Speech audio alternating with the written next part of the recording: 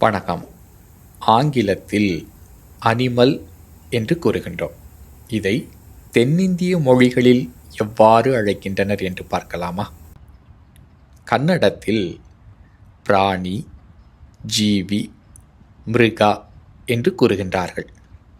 இதேதான் தெலுங்கிலும் பிராணி, ஜந்துவா என்றும், மலையாளத்திலும் மிருகம், பிராணி போன்ற சொற்களாலும் தான் அழைக்கின்றனர். இவைகள் அனைத்தும் வடமொழி சொற்கள். தமிழிலும் இந்த வடமொழி சொற்களை பயன்படுத்துவோரும் உண்டு. ஆனால் தமிழில் இதற்கென தனி சொற்களும் உண்டு. என்ன என்று பார்க்கலாமா? ஆங்கிலத்தில் அனிமல் என்பதை தமிழில் மா என்றும், விலங்கு என்றும், கால்நடை என்றும் அழைக்கின்றோம்.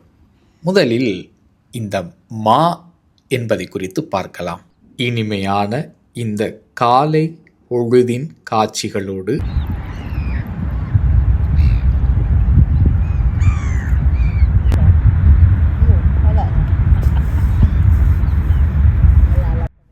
பெருங்கடற்கரையது சிறு வெண் காக்கை, அந்த பறவை.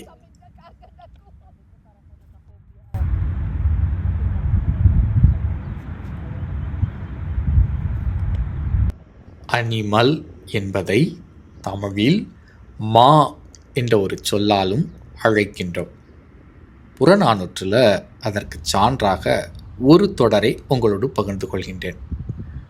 மா மறு பிண்டம் என்று ஒரு தொடர் வருகிறது. அதாவது விலங்குகள் கூட உண்ண மறுக்கும் உணவு என்று அதற்கு பொருள்.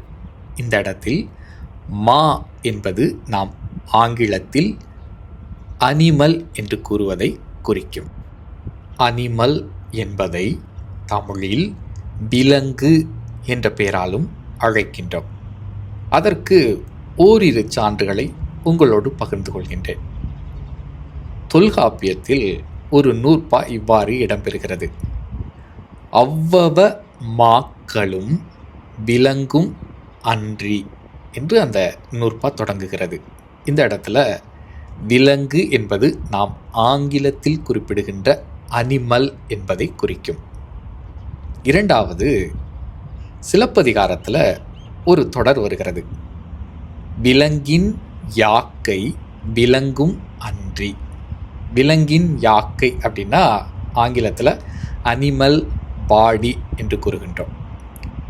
மூன்றாவது ஒரு திருக்குறள். விலங்கொடு மக்கள் அணையர் இலங்கு நூல் கற்றாரோடு ஏனையவர்.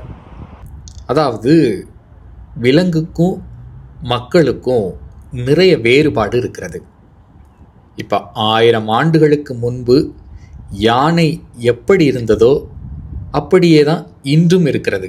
அதனுடைய வாழ்க்கையில் பெரிய மாற்றங்கள் நிகழவில்லை. ஆனால் 1000 ஆண்டுகளுக்கு முன் வாழ்ந்த மனிதன் இன்று அப்படி இல்லை. அவனுடைய வாழ்க்கை சூழல் மேம்பட்டு உயர்ந்திருக்கிறது. மனிதன் தன்னுடைய அறிவினால் நாள்தோறும் வளர்ந்து கொண்டிருக்கின்றான். அதனால தான் நம்ம மனிதனுக்கு 6 அறிவு என்று கூறுகின்றோம். அவ்வாறு தான் இந்த விலங்குக்கும் மக்களுக்கும் எத்தனை வேறுபாடு இருக்கிறதோ அத்தனை வேறுபாடு நல்ல அறிவுள்ள நூல்களை கற்றவர்களுக்கும் அதை கல்லாதவர்களுக்கும் என்று வள்ளுவர் கூறுகின்றார். ஆனால் இதில் ஒரு சிறு வேறுபாட்டையும் நான் சுட்டிக்காட்ட விரும்புகின்றேன். கச்சிலன் ஆயினும் கேட்க என்று திருவள்ளுவர் கூறுகின்றார்.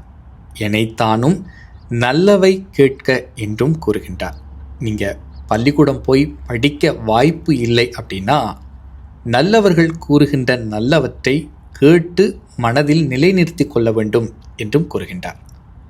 இப்போ நான் சிறுவனாக இருக்கும்போது எங்கள் ஊரில் முதியவர்களில் பலர் பள்ளிக்கூடம் போய் அக்காலகட்டத்தில் படித்தவர்கள் இல்லை.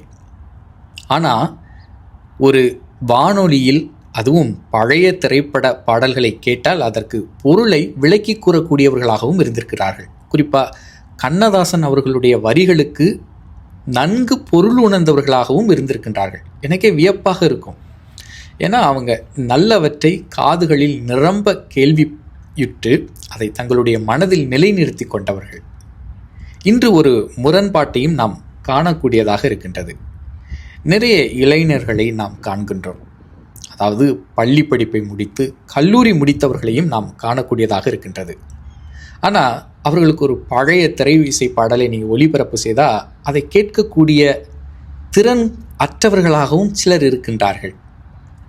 கல்வி கற்றும் கல்லாதவர்களைப் போன்றும் சிலர் இருப்பதையும் நாம் காணக்கூடியதாக இருக்கின்றது. சிலர் கூறுகின்றார்கள் அல்லவா, தற்குறிகள் என்று.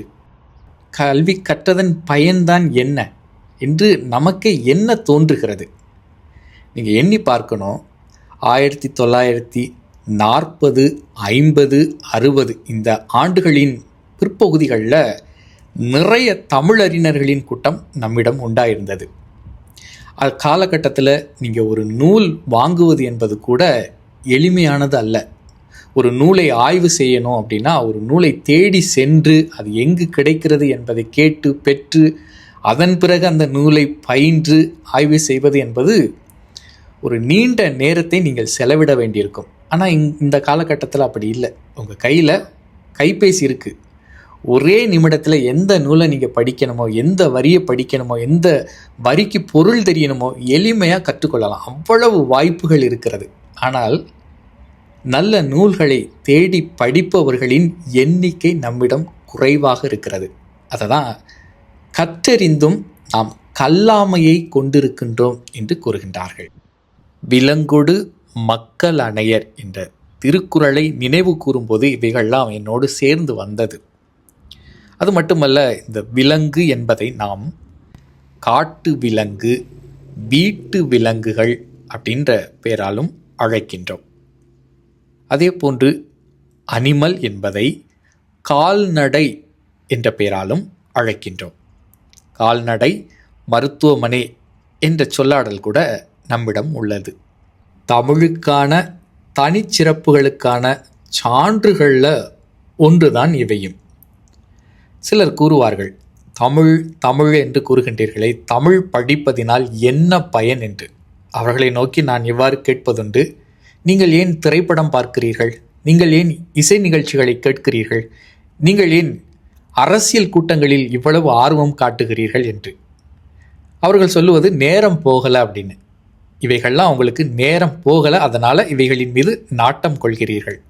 நீங்கள் தமிழ் பயின்று பாருங்கள், உங்களுக்கு நேரம் போதவில்லை என்ற சொல்லாடல் வரும். ஒன்றை நீங்கள் பயிலும் பொழுது ஐயோ இன்னும் எனக்கு நேரம் கிடைக்கலையே, நேரம் போதலையே என்கின்ற ஒரு ஏக்கத்தை அது உங்களுக்கு கொண்டு கொடுக்கும். அதுதான் தமிழின் சிறப்பு. மற்றவை நேர போக்கிற்காக செய்யப்படுகிறது. தமிழானது கற்க நிறைய இருக்கிறது. ஆனால் நமக்கு நேரம்தான் இல்லை.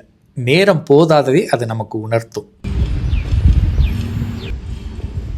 இந்த காணொளி உங்களுக்கு விருப்பமான காணொளி அப்படின்னா மற்றவர்களுக்கு பகிர்ந்து கொடுங்க. முதல் முறையாக என்னுடைய சேனலை பார்க்குறீங்கன்னா அப்படியே பிளேலிஸ்ட்டுக்கு போங்க. நிறைய தலைப்பின் கீழ் பல காணொளிகளை வெளியிட்டிருக்கிறேன். அவற்றை கண்டு பயனடையுங்கள். மீண்டும் சந்திப்போம். நன்றி.